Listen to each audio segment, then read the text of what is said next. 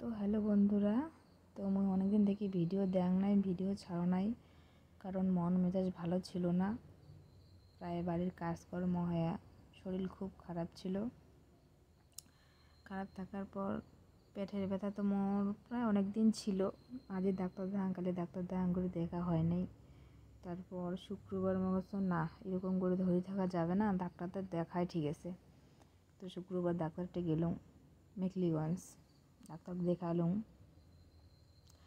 দেখার পর ডাক্তার ওষুধ টষুধ দিল, খালুম। তারপর রিপোর্ট করির গল, আলট্রাসাউন্ড করলুম, ব্লাড টেস্ট, তারপর পেচ্ছাপ টেস্ট, এগুলো করির গল। তো এগুলোও করা হল। তারপরে আলট্রাসাউন্ড করা হল।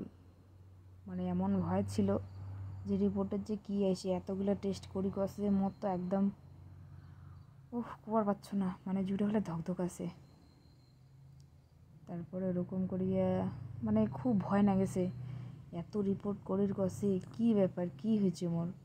তো যাই হোক, রিপোর্ট দেখার পর মানে এই পুরো এক সপ্তাহ মুই ভালো করি খাবার পাং নাই, ঘুমাং নাই।